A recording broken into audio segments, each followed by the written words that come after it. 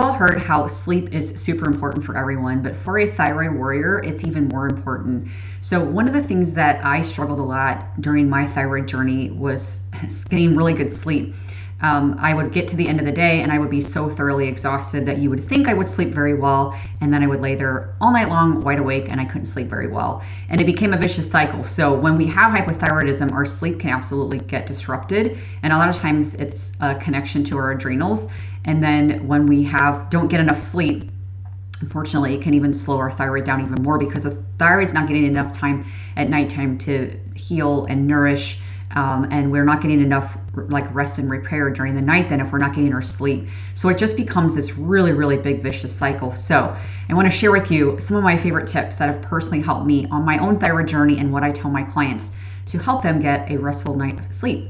But if you could do me a very big favor, if you could go ahead and subscribe to my channel and hit that bell so you get a notification every time I release a new video. So one thing that has become more and more common is we're on our phones, we're on our computers, we're getting this fake light at nighttime, and that can really, really disrupt our circadian rhythm. And at nighttime, our melatonin is supposed to go up and our cortisol is supposed to go down. And when we're getting that fake light coming through our screen time, unfortunately, it will do the opposite. It will actually raise our cortisol and it will decrease the amount of melatonin.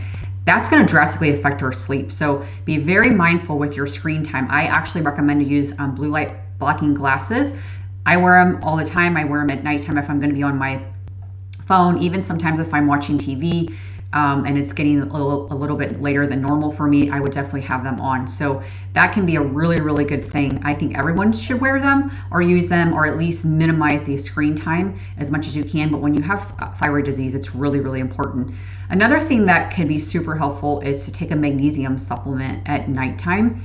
I prefer something like magnesium glycinate. It's super absorbable. It's very calming for the body. I think a lot of people are deficient in magnesium, and when we have thyroid disease, we're usually even more deficient in it. We actually need a little bit more. So I definitely recommend that. There's a lot of really good brands out there, but as long as it's a magnesium glycinate form and it doesn't have a bunch of other junk added to it, that's a perfectly fine supplement.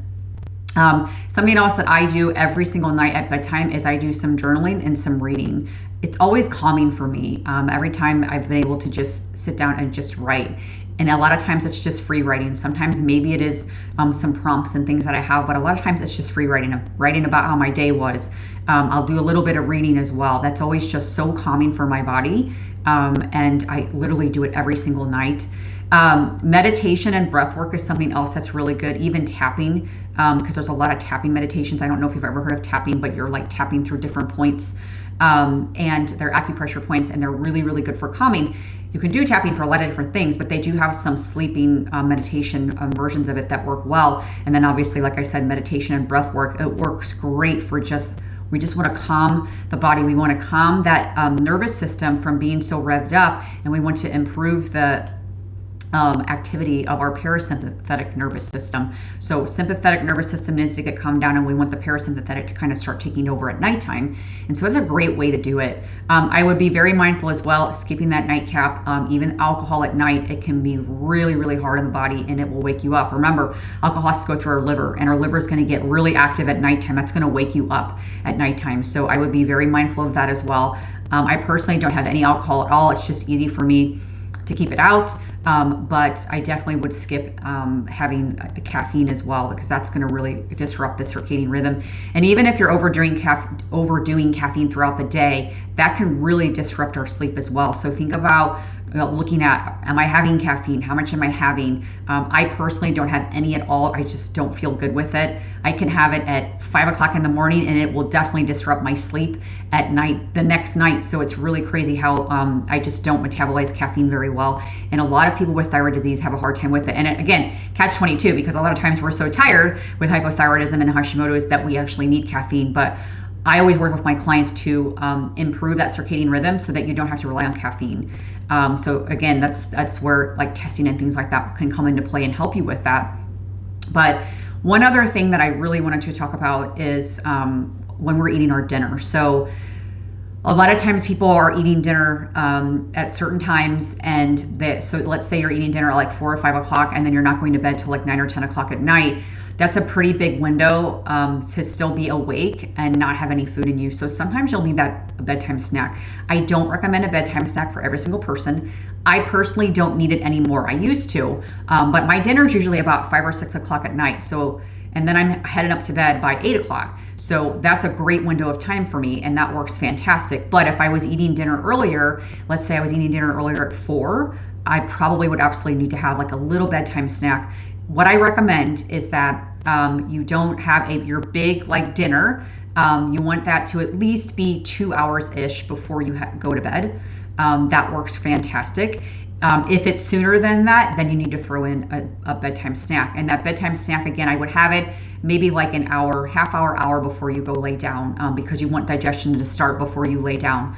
A lot of people will tell me they're like, I get heartburn if I have a snack, and I'm like, because you're probably eating it and then you're laying down right away. So wait just a little bit to do that. Now, what does a bedtime snack look like? Bedtime snack, you definitely want to make sure that you're getting for sure getting some protein in with that snack. The protein is going to be really, really good because it will just help prevent having blood sugar spikes and things like that, because you also want to have a carbohydrate in with that bedtime snack.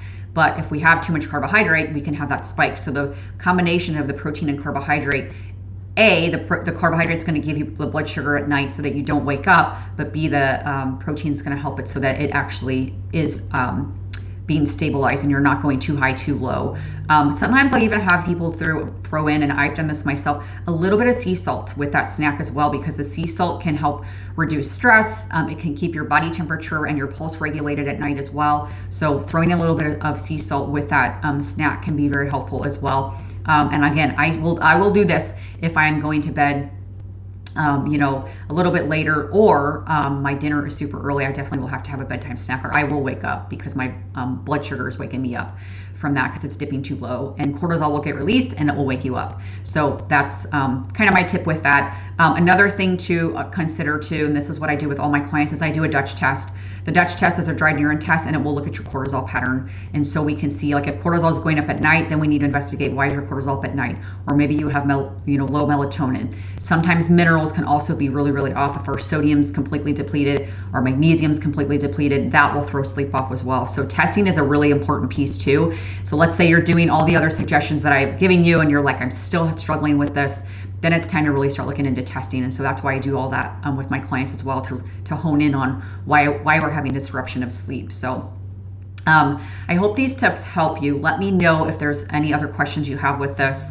I know sleep, it's tough when you're not getting it. You just feel really, really off the next day. And it, again, can become this vicious cycle, because it's hard with thyroid disease because you're so tired and you want to sleep, and usually you can't. And then if you don't sleep, it can actually make the thyroid worse. So really, really start working on these things. Let me know if you have questions, or if there's any tips that you've done yourself that have worked fantastic. I would love to know in the comments what's worked for you.